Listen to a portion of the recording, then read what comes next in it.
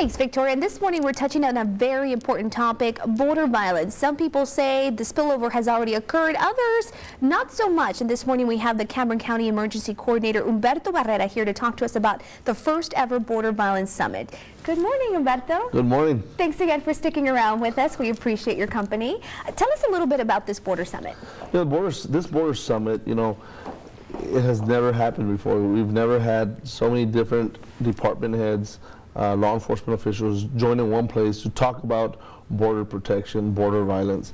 And we thought it'd be very important to be able to put all these people under one roof and kind of clarify a little bit of, all these different, is there border violence, is there not border violence? Sometimes you hear that there's different perspectives, and there is sometimes different perspectives, but the truth is, there is some border violence, there is some, and a lot of border protection. There is a lot of border protection. Yeah, and I think the biggest question is the spillover. A lot of people, depends on who you ask, some law enforcement agencies downplay the fact that it has already reached the United States, while others sort of embrace it and say, you know what, there is a problem, we need to fix it. Is that a topic that you will focus on there at the summit?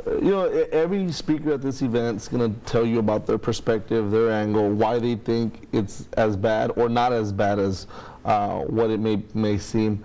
But again, I think it's also important to focus on the job that the Sheriff's Office is doing, that our Border Patrol is doing to continue keeping us safe. It's not only about border violence, it's also about border protection and the job that the men and women do every day to keep us continue keeping us safe.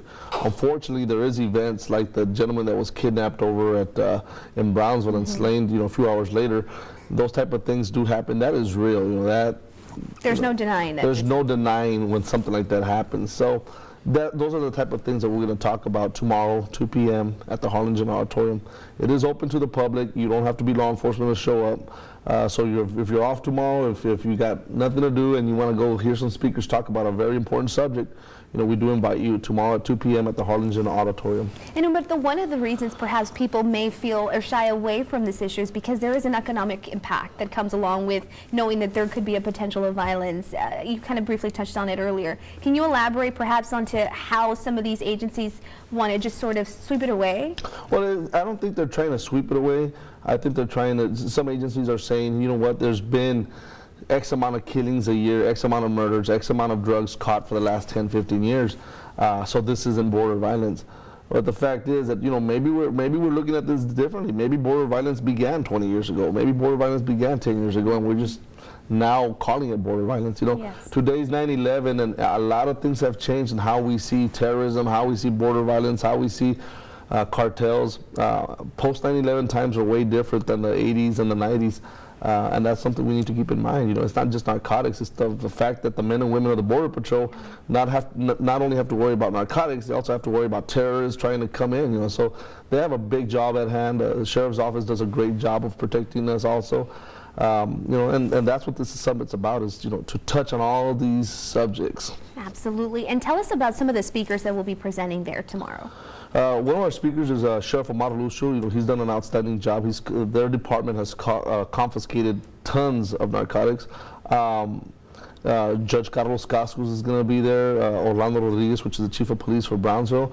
But we're also going to have Alma Leal. Alma Leal is a professor, Dr. Alma Leal is a professor at the University of Texas at Brownsville. And she's going to have a presentation on the impact of border violence and students, the impact of border violence and the families, of all these students that come in through the educational system, whether it be high school or college. She's going to have a presentation and a PowerPoint show. So if you're an educator, if you're a principal, if you're a superintendent, there's going to be some valuable information given by Dr. Leal tomorrow at the Harlingen Auditorium. Perfect. Thank you so much, Humberto, for coming by and sharing this with us. First ever Border Summit. Don't miss it tomorrow, 2 o'clock in Harlingen Auditorium. Awesome. All right. Victoria, back to you.